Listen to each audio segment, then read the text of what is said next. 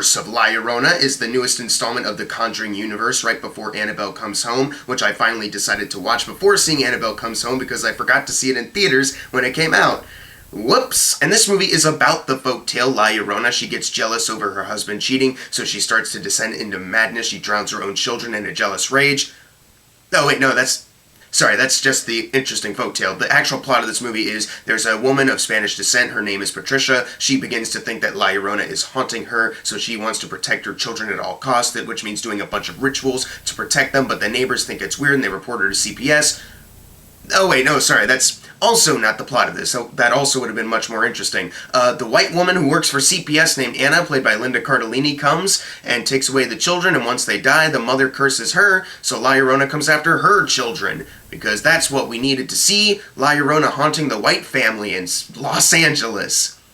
Woo woo! I didn't know anything about La Llorona before the movie came out, so I actually was a little bit interested in it. Definitely the negative press behind it kind of got me a little worried, and I had not seen it when it came out because of scheduling things at that time. But bad word of mouth or not, I was still kind of interested in seeing it because I'm interested in seeing any movie pretty much. Like, I love watching movies, so why wouldn't I want to give this one a chance? A movie that's apparently in the Conjuring Universe. That was the thing that happened, was that when it premiered at South by Southwest, certain critics were like, why aren't they promoting that it's a part of the Conjuring Universe? So I walked into this film as open-minded as possible, and I just gotta say, it's another mediocre entry in the Conjuring Universe. I haven't seen Annabelle Comes Home yet, seeing that later today, but right now there are 3 good and 3 bad movies in the Conjuring Cinematic Universe, and that's too much of an even for a cinematic universe that should be really successful and really good. There are good things about this though. Linda Cardellini is a great actress, so of course she brings everything she can to this role. I like seeing her in this film. Would it have been more interesting if it was based on the actual folktale, or if it was based off of the mother named Patricia? Probably, but she's good for what she has to do in this film. I don't blame her for the writing of this movie or how the story came about, because she's just the actress who just had to play a character. It's her job. She did a good job for what she had to do. Raymond Cruz, he kind of enters the film a little bit later, like more so the 3rd act, and when he did enter it, I was actually really entertained by him. He was a really funny presence. He brought a sense of levity that this film really needed, because the rest of it was just kind of dour and just a little bit dull, but when he comes in, he gives the movie a little bit of light, so I was like, oh, finally, something to latch onto. And the design for La Llorona, the woman who plays her, the makeup they put on her, and I guess just the CG enhancements that they had to make, I'm sure they did, look pretty good. Like, she actually looks like a spirit that is very creepy and would startle me if I saw her. Unfortunately though, this admittedly creepy looking ghost woman doesn't really come to the full scary potential that she possibly could. Most of the scares in this movie, jump scares, my favorite kind. The loud noise booms when they could easily just have her just show up and just be like, oh, there she is. Instead, they have to remind you that she is scary, so they give her a loud noise sound effect. My final positive with this movie is that there are definitely interesting ideas that the director, Michael Chavez, has when it comes to the horror sequences. Like, there's actually, like, when you watch it, there's a ton of really cool ideas. Like, kids are up in the attic, then all of a sudden everything just moves to the side and makes way for La Llorona. The scene in the trailer where the kid's in the car and La Llorona is trying to get into it to get to him. Like, that's actually not a bad idea. Lifting an umbrella and not seeing her, but lifting it back down, and there she is. Like, that's a cool idea that you can do. There's a lot of great ideas like that in this film. It's not always properly executed, though, because maybe it's just because I've seen too many horror films, but I feel like everyone else can kind of agree. It always seems too obvious whenever they're leading into a scare, so it kind of drains a lot of the tension most of the time. I will say, though, I was admittedly entertained by, like, the first 20 minutes. Once it gets to the end of the car scene that you've seen in the trailer, that's when things kind of started to decline for me, though. Mainly because of the 2 kids. Now, first, the boy, he's the one who first sees La Llorona. And the way he kind of reacts to it is,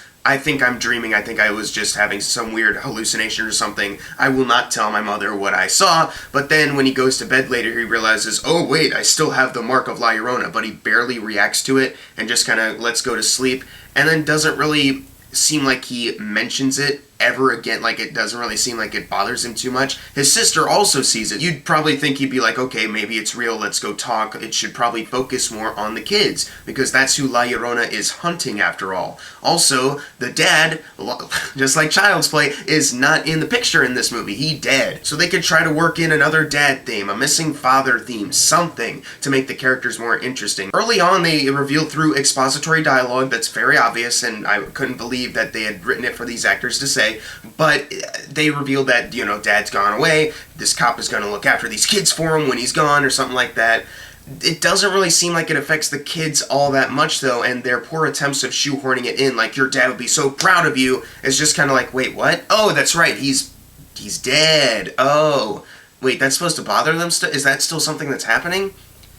IDK. There's a moment where Child Protective Services starts to come to Linda Cardellini's house and starts to investigate. Even though Linda Cardellini works for them, the tables are now turned when they think maybe something's going on in that household. And I was like, okay, is this really going to focus on the breakdown of this family now because of these hauntings? Are they going to focus on that more? But instead, it's just one scene to add some tension, but then they never show up throughout the rest of the movie. That one cop character I mentioned that is always going to look after these kids never comes back, and it's just Linda Cardellini, Raymond Cruz, and the kids in La Llorona in a house for the third act. And that's why I didn't really care much for the third act, other than the fact that it's just a bunch of obvious scares that just didn't really get to me, and not only because it ends in a way that I found completely absurd, like, oh my god, I couldn't believe they did it, but also because I just didn't really care for the characters at all. Linda Cardellini is a good actress, and she's doing the best that she can do, and they present an interesting storyline for her to follow, but the way they go about it just becomes not so interesting. And the kids don't really act like normal kids. They don't freak out when they see La Llorona like, Mom, guess what I just saw?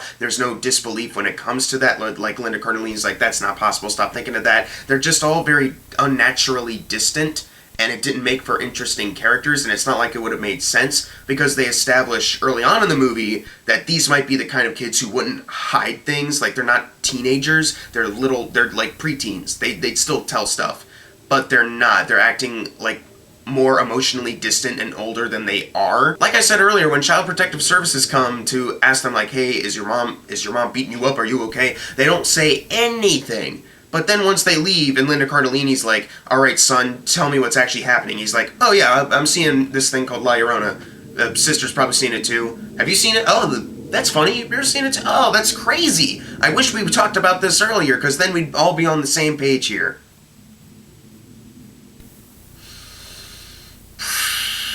That's one of many frustrating decisions made in this film. There's a moment where they try to get La Llorona out of the house, and they put up like this sand barrier by the front door, and they're like, now she can't get in. But then one character's like, oh crap, the back door. And so they run to it, and that's when La Llorona's like pushing it open. They're like, oh my god, I can't believe we forgot about the back door. How about literally any window in the house too that she could probably open at this point? You should probably lock it and put some sand there too. Like, just the front door? Like, they've tried to portray Raymond Cruz as, like, the funny guy who knows everything. And for a bit, yeah. And then he continues to be funny later on. But if he doesn't know that there's back doors that ghosts can get into, what the heck, man? How are you a professional then? The little girl loses her doll, and she realizes the doll is beyond the door where they put the sand barrier. So while they're all distracted by the back door, the girl's like, I'm just gonna open it real quick and grab my doll. It's like, really? Like, Ghost is literally wailing on the back door, and the little girl isn't cowering in fear. She's like, I just want to get my doll. I'm going to do it as nonchalantly as possible. It's like, that's not something you do. If they establish beforehand, like, Dad gave you this doll. Once again, try to work in the missing dad thing. Dad gave me this doll. Love this doll. Dad said he's always going to watch through me with this doll. Something like that to make you feel like, okay, it's stupid. I want to do it. But this girl's young and she's emotionally attached to this doll because of her dad. That would make sense. Give it context. Everything can work in context. They don't give it any context. It's just, oh, missing doll that she said she liked earlier.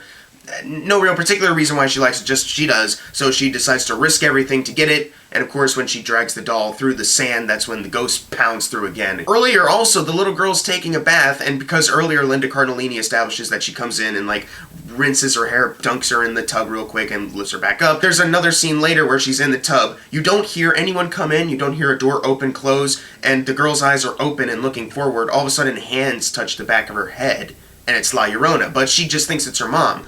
How is it possible that your mom wasn't in the bathroom before that, and you could literally hear her and see her walk in if she was, but when mysterious hands touch you, you don't do a little kid reaction and go, oh my god, what is that? That's what a normal kid would do! But no, because we need a Hollywood jump scare scene, we're just gonna have these creepy hands come up and touch her head, and she's like, oh, this is the scene from earlier, rinsing, and then she almost drowns. And then another thing, like when they get her out of the bathtub before she gets drowned by La Llorona, the boy's just like behind her like, oh, Mom, turn around, and Linda Cardellini turns around and La Llorona's just staring her in the face. How come the boy isn't like, Mom, get up, come on, we gotta go, or something like that, or freaking out, or just, why is he just like so calmly like, Mom, turn around? It's like, that's not, why are you acting like kids that don't act like, oh my god! So as much as there are good ideas for the horror sequences in this film, it really just feels like they came up with those ideas first, and they're like, okay, how do we build a film surrounding this? And the much more interesting side of this, the folktale, they have an opening scene with it that's a little choppily edited because it happens too quick, but it sets up an interesting idea for a whole movie, pretty much, a whole backstory that they could keep cutting back to. Instead, when they finally mention it again, it's the priest from Annabelle going like, oh yeah, this happened once, okay, get back to your house. Like, the inclusion of the father from Annabelle to tie this into the Conjuring universe feels so reshot. Like it doesn't feel like it was something that was in the original film, but then James Wan maybe found the script and was like, huh, you know where this would work? The Conjuring universe. So it's like, let's reshoot some scenes where you have a father, and he mentions Annabelle once, and he's like, I'll recommend you to Raymond Cruz. It's such a weird connection to The Conjuring. It doesn't really make sense. And also another thing that doesn't make sense, the ending of this movie, not just how they get rid of La Llorona. I get what they were trying to go for, like what Linda Cardellini uses to get rid of her, but she does a move to her that's like a human. Like you'd kill a human like that, but it kills the ghost in like a big CGI goo explosion. Like, what the heck am I watching? But also the woman from before, Patricia, who's mad at Linda Cardellini, curses her for her kids.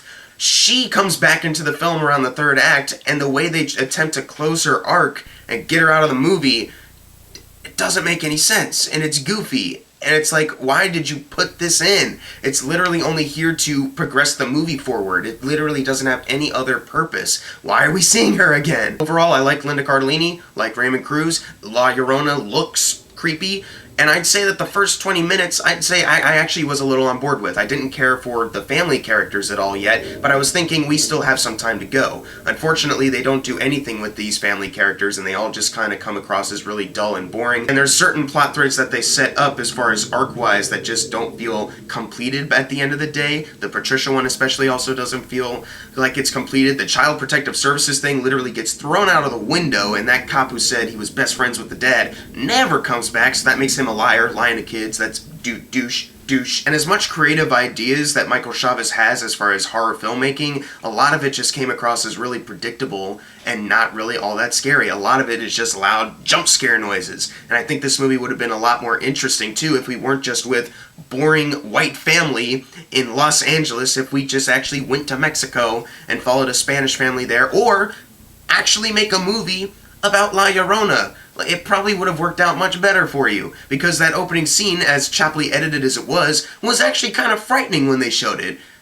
But instead, they gotta focus on at least one actress that you'd be familiar with in Hollywood. We gotta film this in Los Angeles because the studio's right there, and it's closer. We don't want to leave America. I'm going to give The Curse of La Llorona a C. It's another mediocre addition to the Conjuring universe, just like The Nun, but I'd actually think The Nun is a little bit better in this just because they at least took you to a new location. The Curse of La Llorona could have gone to a new location. It could have been much more interesting if they did that, but instead they just decided to give us haunted house in America with white people that we already see almost every day. But if you've seen The Curse of La Llorona, leave in the comments below what you thought of it. And as always, thank you guys for watching. Make sure to subscribe. I'm Jackson Fulcher. See you guys next time.